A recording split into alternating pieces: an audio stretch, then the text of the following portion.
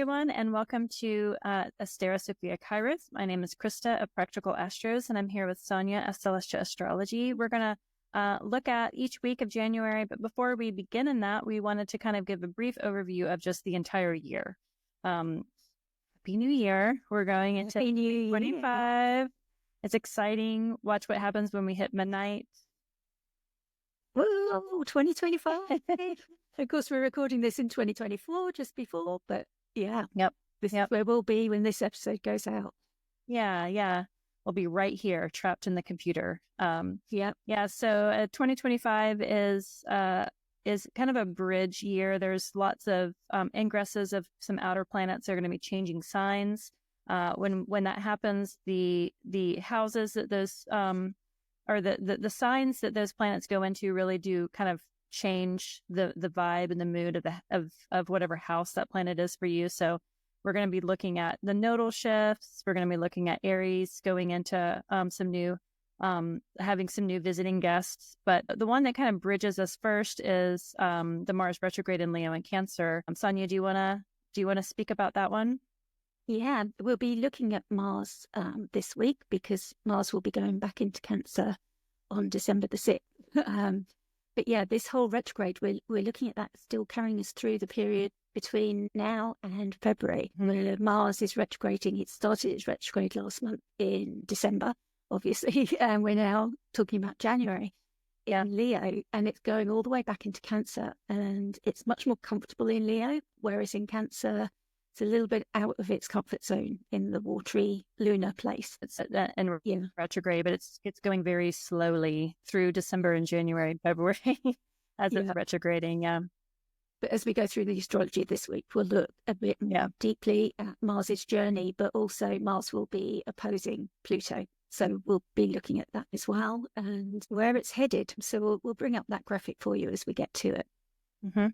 Yeah, and then that same week, but we'll just talk about it for January, the nodes, the nodes of the moon, they travel through an axis of signs, a pair of opposing signs, generally about every 18 months. So they've been in Libra and Aries, and they're going to be changing into Virgo Pisces. So we'll be looking at the nodal shifts, but then also the accompanying eclipses that happen.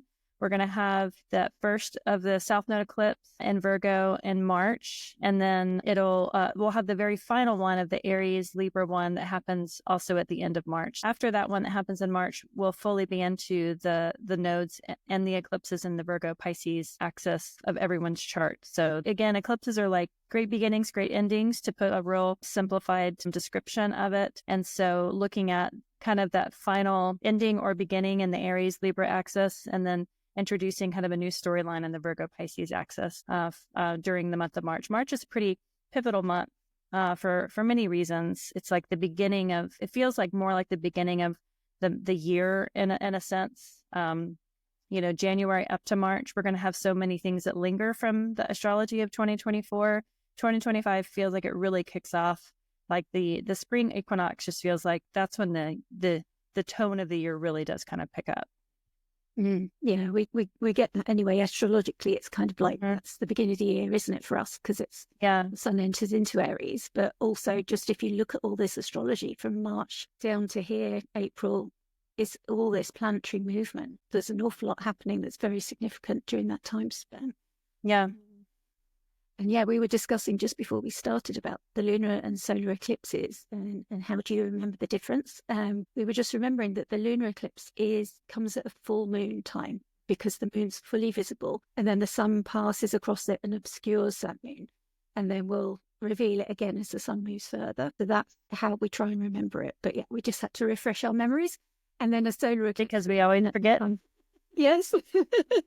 Just want to check that we're giving you the right information. And then a solar eclipse happens at the time of a new moon. So that's kind of like the new beginnings and the chance to start the fresh slate and the lunar eclipses. I always think of, like, when I was learning, I was like L for lunar, letting go of something. But obviously the full moon is also a culmination, and then you start releasing as the moon starts waning. So you're letting go of something. And then the solar eclipse is like S, setting intentions, was how I tried to help myself remember it. And then we move March the 1st to April the 12th. Venus is going to be retrograding. And it's making me think back She doesn't retrograde that often, but you might remember that what we call the Barbie summer was that time during August when she was retrograde from Leo. And of course, Leo being all the Hollywood stars. So there was all that emphasis on Hollywood stories and Hollywood breakups and everything, because quite often it can be about breakups and exes returning and those kind of stories, relationship stories. And being in Leo, it just had that extra vava-voom for Hollywood. Yeah, Hollywood story for sure. Had the fun and the pinky, just so Venusian over the topness of Barbie, and then the Oppenheimer, so Saturnian in contrast coming in. And that summer, I think, was quite memorable. So now she's bringing a different vibe in Aries and Pisces. And of course, Pisces is her exaltation and Aries is her fall. No, not her fall, her exile. So she's moving from a place of fall. And of course, there's nowhere to go but up when you're fallen. So there's really is that sense of her retrograding back from a place of falling and rising up to something. And I know I feel like it'll be dramatic. Like the retrograde in Leo is dramatic just because Leo has a flair for drama as the sun. But also going that wild ride from exaltation to exile does feel like it will be a dramatic story. Outside of Leo, I think it'll be a different vibe for sure. But yeah, I'm very curious. We'll have my notebook to write down all the significations of this Venus retrograde in these signs. I'm not weary of it. I love that she spends a lot of time in Pisces because that's where she exalts. So. Yeah, absolutely. And then April the 12th, she'll be stationed direct, and that will be in Pisces, and then she'll be returning direct back over those. Do you want to talk about the Neptune and Saturn in Aries, since you have more Aries placements than I do? Yeah, this is fun. I'm going to be watching the states because I have placements in early Aries. And if you do watch out for these, because this is going to be a story that's going to be affecting us for the next couple of years. Because Neptune is going to go first and then Saturn's going to follow in May. So the end of March, we have Neptune moving into Aries, and then May the 24th, Saturn. But note that they're only there until October and September, and then they're going to retrograde back, and they're going to get within a degree of each other. So they're going to get within this engagement range, but they're not going to totally meet in Aries until 2026, which is interesting. So we're going to get this taste and this flavor of what their conjunction might be like. Particularly in Aries. I mean, Saturn, again, is in exile in Aries. It's the place where the sun is exalted, and it's the Martian sign. So it's not a place where Saturn is comfortable. And equally, Neptune's very comfortable in Pisces, but it's come out of this water into this fiery, sunny place. Yeah. So, and I heard Austin Coppock talking, and that's what I first think about boundaries when you look at these two, because he was saying about how they're both the opposite extremes of boundaries. Saturn likes to bring the boundaries and say no to things, and Neptune dissolves boundaries and washes them away. And yet they're in this place where Mars and the sun want to get on with things and take action straight away. And they're not too concerned about boundaries either. They want to explore the boundaries and push the boundaries. Yeah. Find out where the edges of the boundaries are. So to have these three almost working together is going to be interesting. Having these placements, I've been exploring what does my Saturn in Aries mean, because I'll be coming up to a second Saturn return, which again is quite scary. My first was interesting. I'm hoping the second will be easier because it's my out of sect malefic, which can mean that the significations are that bit harder than your effect. Again, Saturn likes maturity, so if I've done the work, and hopefully it'll be easier. But yeah, I think there's going to be a lot around boundaries exploring, particularly for people in cardinal signs. We're looking then at Aries, Cancer, Libra, and Capricorn. You did it. Yeah, the oppositions and the squares are going to be the people that might be affected by this. And then, like I say, I'll go back to the energy that we've been comfortable with. Saturn takes 28, 29 to 30 years to transmit the whole of the zodiac. So we think it's about 2.5 years in each sign. Yeah, we've had a couple of years of Saturn in Pisces. So it's going to be a couple of years in Aries that we'll need to get used to. Yep. Yeah. And speaking of squares, Jupiter is going to be also changing signs. Jupiter spends about a year in each sign. And so a whole Jupiter cycle is about 12 years. And Jupiter is going to be going into Cancer, which is the sign of where it exalts. If you think of Cancer as like the fertile, producing, motherly sign of just like children and abundance and all this, Jupiter in that sign really does find a place of like familiarity and connection and abundance. We think of like the harvest time of summertime, of like the sun is out, the crops are plentiful, friends are traveling through, there's lots of excess, like that is Jupiter in Cancer.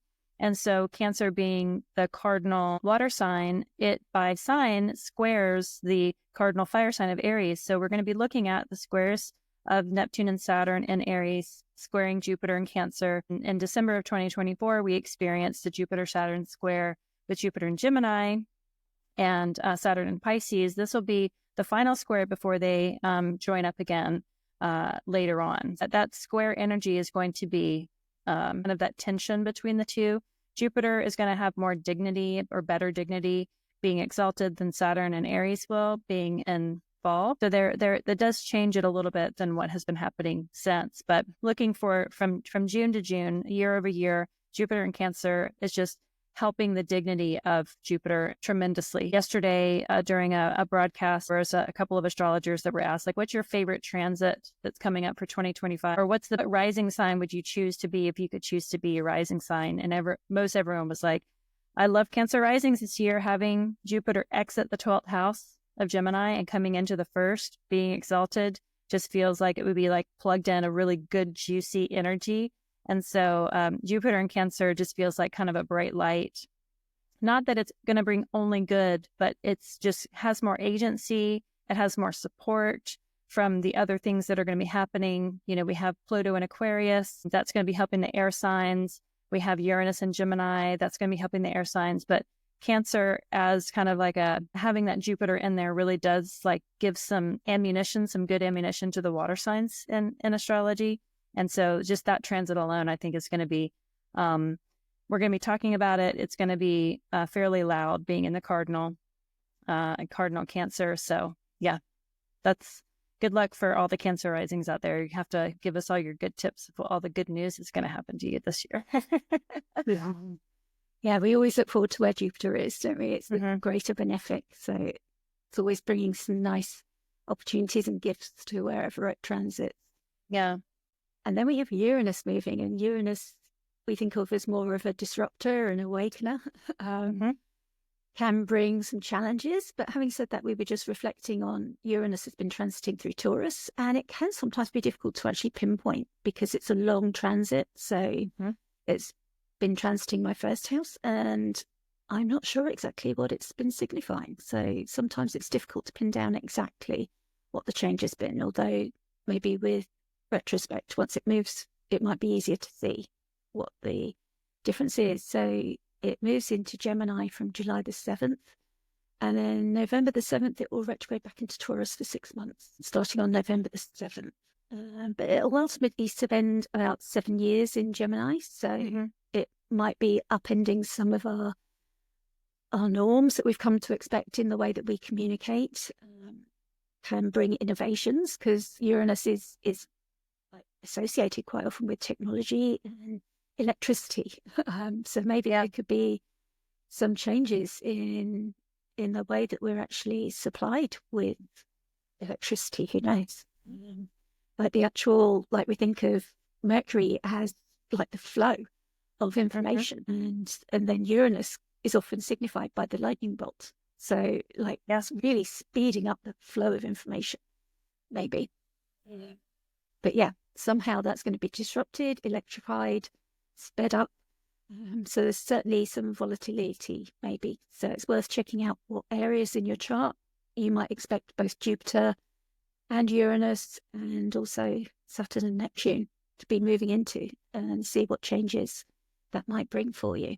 Yeah, and just like how we kind of began the year with the lunar nodes going into Pisces and Virgo, we're going to have, like towards the latter part of the year, have the first full set of eclipses with the nodes in Pisces and Virgo. So on September 7th, we have lunar eclipse, North Node in Pisces, and September 21st, the solar eclipse, South Node in Virgo. So it is fully out of the Libra Aries axis, and the story does really start to be told with this first pair of eclipses that are happening in September, bringing us into the fall of 2025. So we'll get a little bit of glimpse of that with that nodal shift in January, and then that first eclipse in March. But 6 months later, we're going to have the first pair. And a lot of times, because they're speaking of the same house axis, whatever Pisces, Virgo are, like for Sonia and I, we have a flipped rising signs. And so this is our 5th and 11th house axis, and those houses are tied together. And so having this happen there, even though they're flipped, those stories are going to be most likely similar. And just looking for those new beginnings and final endings for those houses. The Pisces is ruled by Jupiter, Virgo is ruled by Mercury, so it could be themes of just those planets in general.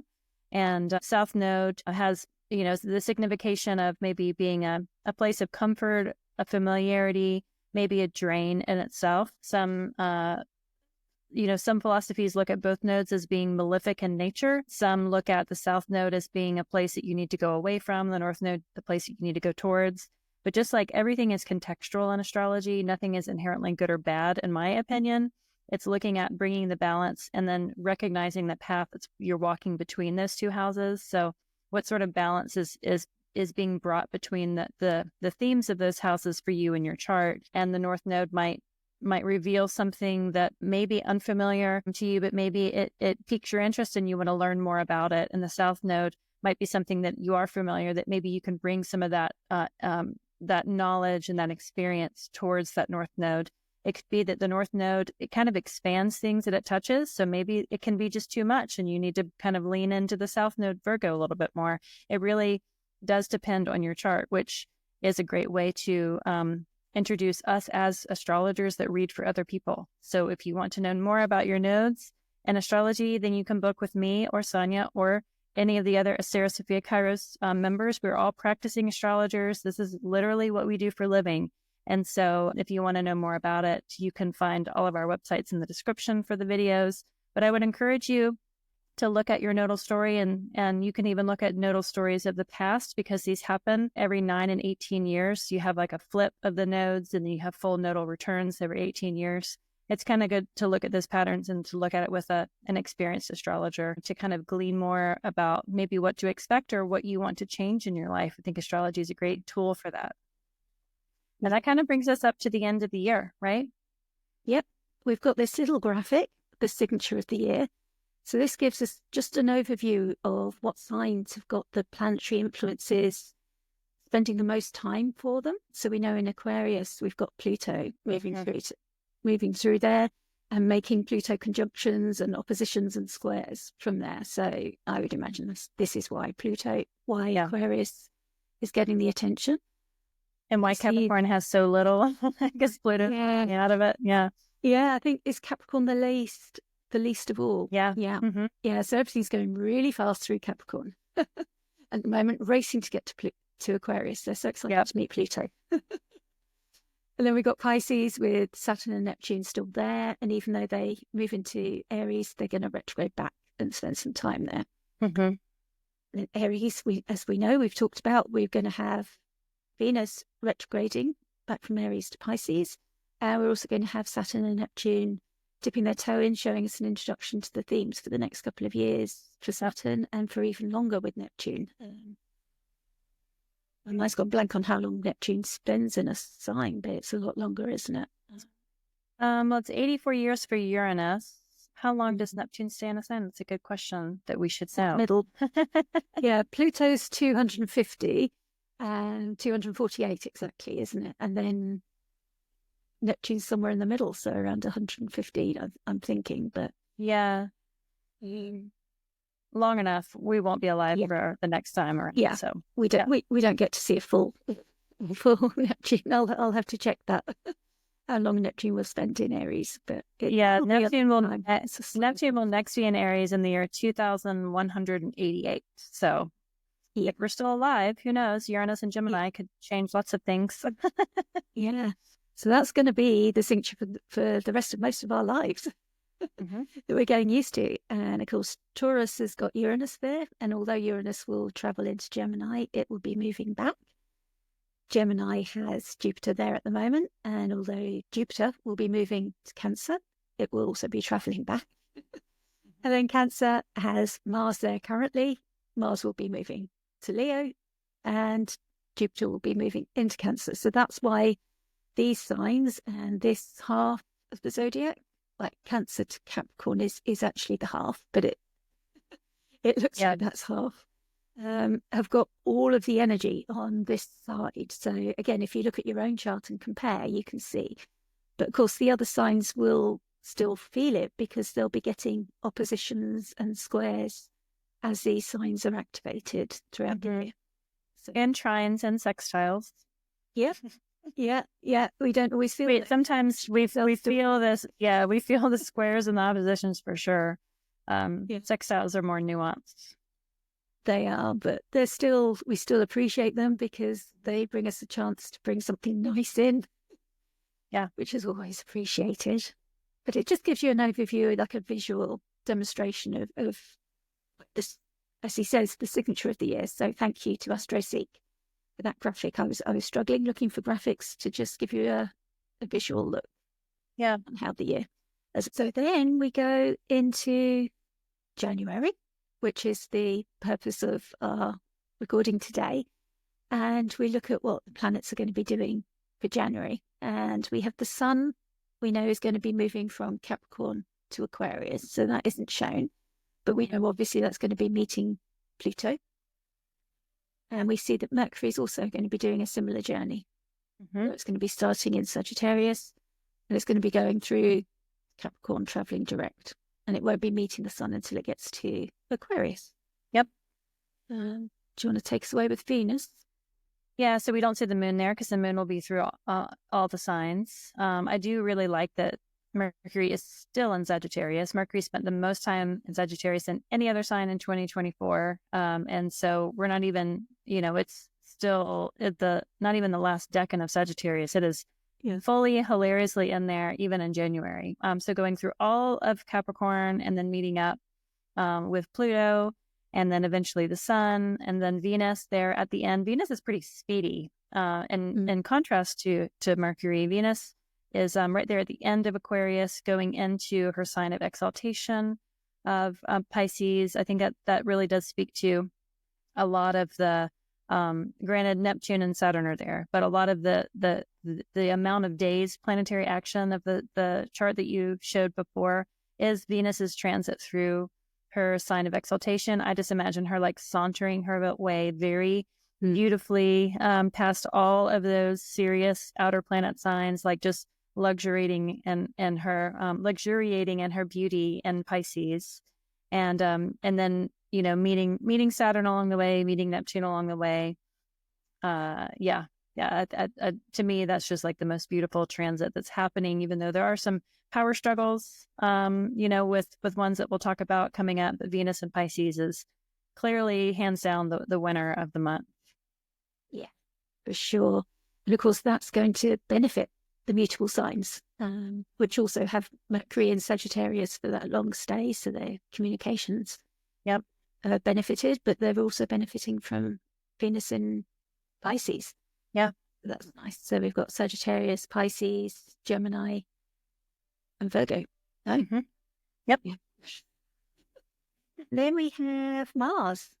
And Mars is over here, holding up this area of the chart quite well. So still moving from Leo, just at those final early degrees of Leo.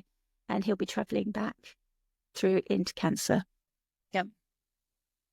So he's moving back into his full. And we know it's the full opposite Capricorn. Yep. There. And that's where he'll be meeting opposite Pluto as he travels. Jupiter's not moving very far at all, is it? Yeah, the retrograde is really slowing it down for sure. Yeah, Jupiter's there in its exile, and it's keeping that opposition to Mercury and Sagittarius, where they're both in that mutual reception, and they're really holding on to that signature for a long time. We talked about that pretty much all the way through December. Yeah. It was kind of the dominating feature of December, and we've still got that signature through the early January. Yeah. Yeah, because I mean, the way I imagine it is like two people that just have this argument that they cannot let go, and they just keep coming back to kind of working it out and like not finding resolution. And with Mercury going direct in December and then Jupiter going direct later, it's just like finally, like it's just like that couple that just loves to fight. That just what it feels like. And now that Mercury's direct, it feels like one of them has chosen to dance a little differently to change the dynamic, and it does feel a little like a little bit of a reprieve now that Mercury's gone direct. But Jupiter is still there, retrograding, kind of digging in, maybe trying to find some more evidence for its own case. But it's not moving very much at all. So, but when you said this and you did that, yeah. So funny, aren't they? And then we've got Saturn slowly going direct in Pisces. Just a tiny bit, but edging towards that Aries line, but still looking quite a way away from it. Yeah. So it's going to be that March, April time next year that we're going to really feel that happening. He takes his time. Yeah. He's in no hurry. So really we're looking at the mutable signs, aren't we, for this month, and the Cardinal with the Mars action, and the fixed sign really, other than departure of Mars and the slower Pluto and Uranus, yeah.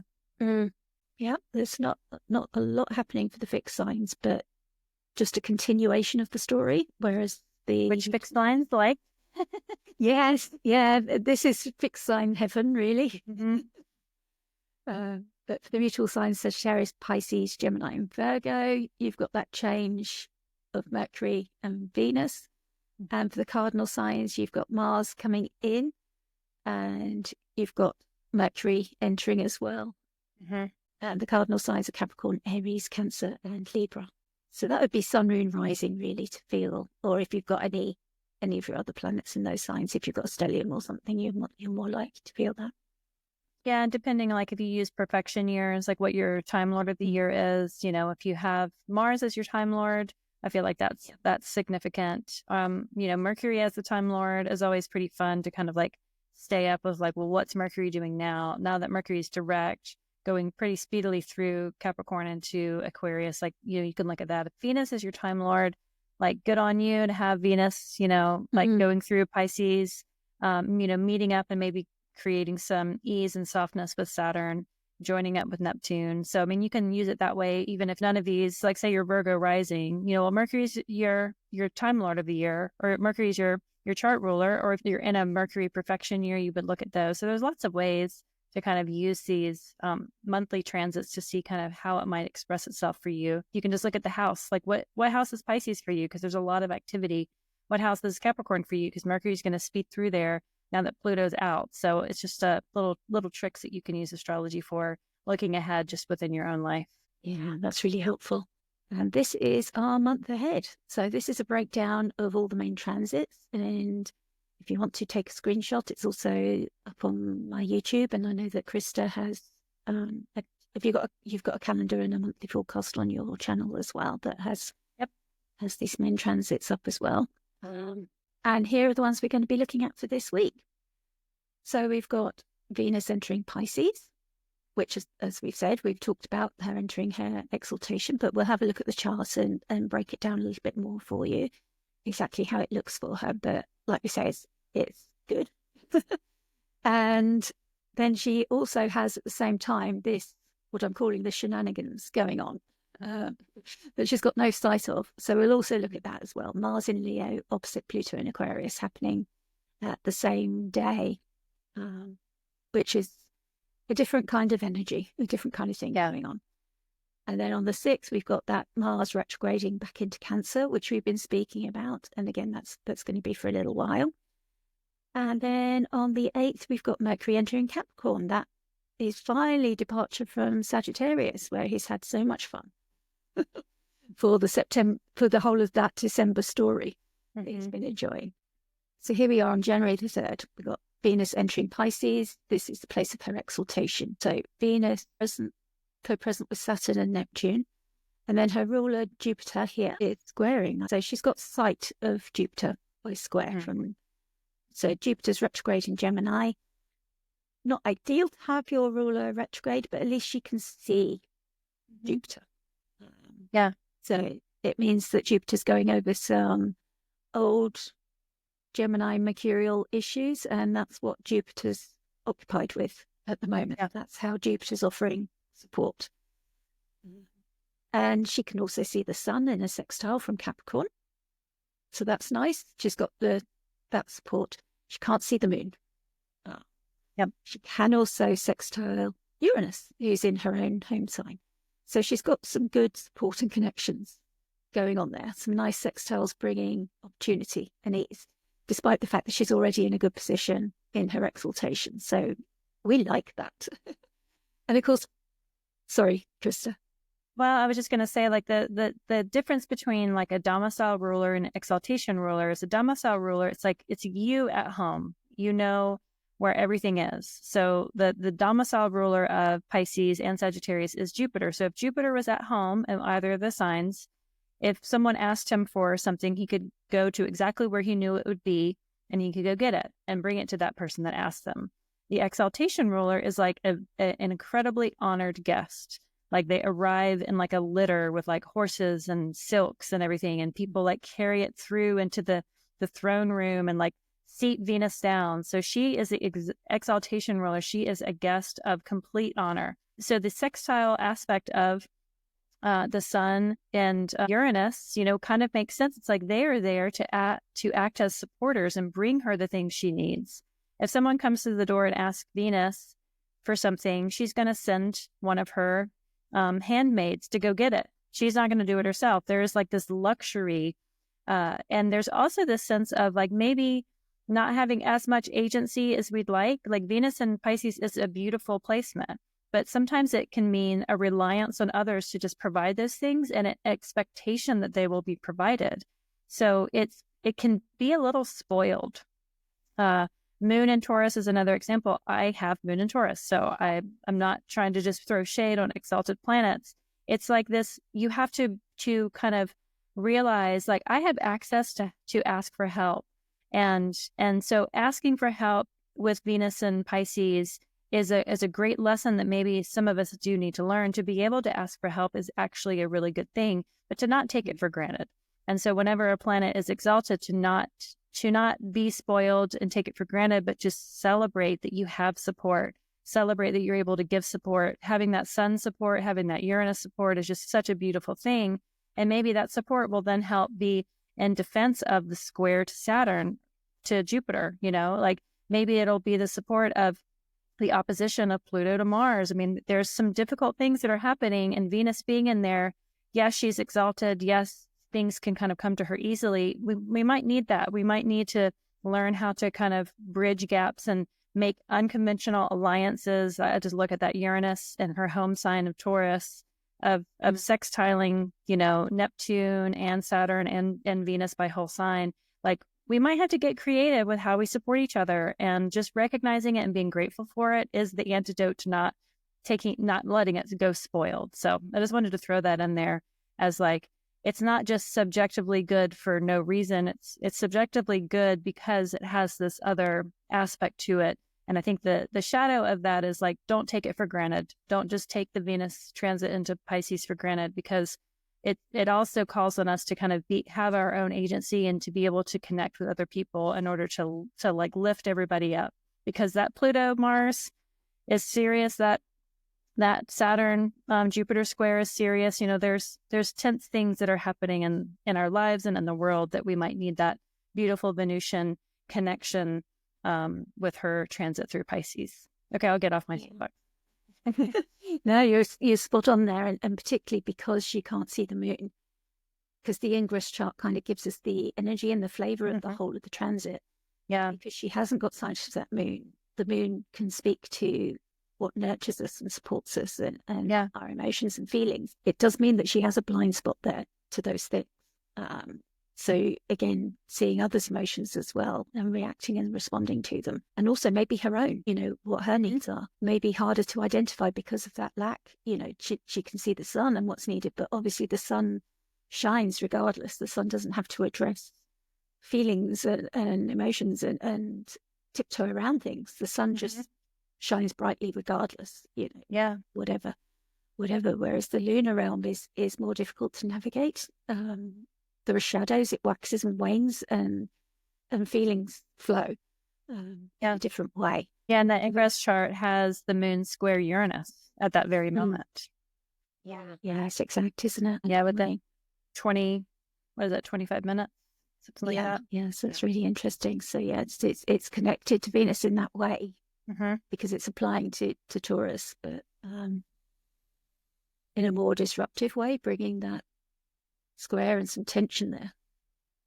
Yeah, while that opposition of Pluto and the Pluto-Mars opposition there, I just feel like it's gonna be loud. And so whatever we can do with that Venus transit might be, it's like the battlefield nurse is the energy that comes through. It's like, use what you can, be thankful for what you have to heal all the wounds and all the injuries that come into your doorstep. Yeah, so just check this chart because we'll move on to the Mars-Pluto in this opposition here. But as we say, she can't because it's directly next to her. She's looking ahead. This is in her peripheral vision, so she can't see that. So we've got this slide here, which is a fantastic slide produced by honeycomb.com, and it's co-created with the astrology podcast, Chris Brennan. And I find this absolutely fantastic because you can see in one glance, rather than me reeling off a list of dates for you, which is very flat and bland, especially if the dates aren't meaningful for you, but you can see the whole of Mars's transit here, starting when it first entered Cancer and how it's flat, and then how this transit rises and reached its peak on December the 6th when Mars stationed retrograde, how on January the 6th it returns to Cancer, and just before that Mars is opposite Pluto at 1 degree. And that's the moment that we're talking about just now, just right at this peak of the retrograde story. Yeah. So that's quite a significant moment because Pluto is really exposing all the shadows. So if you don't know quite what the retrograde story has been about, this could well be the moment where it's all suddenly shown. Pluto can be explosive. Sometimes it's connected with like that volcanic energy, like a cathartic purging energy where things have to change. So if you're not gradually doing the Mars retrograde work, suddenly it could all rush in. That's a possibility, but you've been doing it steadily, in which case sometimes the Pluto transit may not have an effect. It depends how it's aspecting your chart, really. Sometimes Pluto transits can come and go without any effect, and then sometimes they can be really, really life-changing. Yeah. And sometimes they can be funny. Like I have a 1 degree fixed moon, and Pluto squaring that moon during my lunar returns I have 4 significant stories. I have 4 stories in my back pocket that I can tell for this transit. So, and on this day will be the most closely squared to my own moon during my lunar return. So I will check back in because it might be the most significant. And the last one that happened, I was kind of waiting for it all day, and the realization of it didn't happen until almost right before I went to bed. So, I can say if it speaks to your chart, especially if you have an early degree fixed planet, having that opposition of between the Leo and Aquarius houses, between Mars and Pluto, kind of hitting the Scorpio or Taurus placements in your chart, it might be loud. Like you said, like squares and oppositions are the ones that we notice the most. But even if it's a sextile or a trine, like paying attention to like what possibilities, what has been broken open that now creates an opportunity for you. It can be a good sextile or trine aspect, but it feels loud because it has been loud. And then when it goes to when it retrogrades from Leo to Cancer, it will be at the 29th degree of Cancer. And the 29th degree in astrology is sometimes looked at as like a degree of crisis or like the need for change, but it's retrograde. So it's like got all of this complexity wrapped up in this transit as it's opposing Pluto. And Pluto, I want to erase the word transformation with Pluto because it's the one that we consistently use, but that's what it is. It's like this evolution and this transmutation and this, as animals, we want to survive. And a lot of that survival is to keep things consistently safe so that we can grow in an applicable way, and that our environment is safe. And to have a planet like Pluto come in and be like, that's actually not safe. I'm going to just disrupt things, and I'm going to help you come out of this stasis to transform into what the next layer of growth and safety is. That process is frightening when it's happening, but we need to do it so that we can continue to be fortified and grow and expand. But there is that vulnerable liminal space during that moment of transformation, and Pluto is just the one that comes in and just does it for us. So having it happen to you can be the frightening piece, but it's also very vital for us to grow and then thrive on the other end of that transformative aspect. So I just look for this date as that moment that it can be very clear of what that means for you. And the Leo Aquarius houses are the ones that we might see it the loudest. So good luck to us all. Yeah, we're going to need it, aren't we? And it's still that long journey going through to February. Yeah. Stations direct. And then it starts to peter off a little bit. April the 17th, it will go back into Leo. And then still the shadow. So still you get into the shaded areas, but still some effects. The story's still continuing till May the 2nd, and then even on to June next year. Sorry, this year, because we're in January. Yeah. June 2025, when Mars finally goes into Virgo. Yeah. Yeah, and I like that it goes into Virgo, and then at this, like a few days later, Jupiter goes into Cancer on the 9th. Is that right? So it's that same, basically, like within a week of each other, we have Jupiter going into Gemini, Jupiter going into Cancer, and then Mars leaving Leo. So it's like that whole kind of span of a chart really does have that forward movement of like, a planet that had been retrograde and now has gone forward is both moving out of the Cancer and Leo houses in a chart to kind of get some momentum.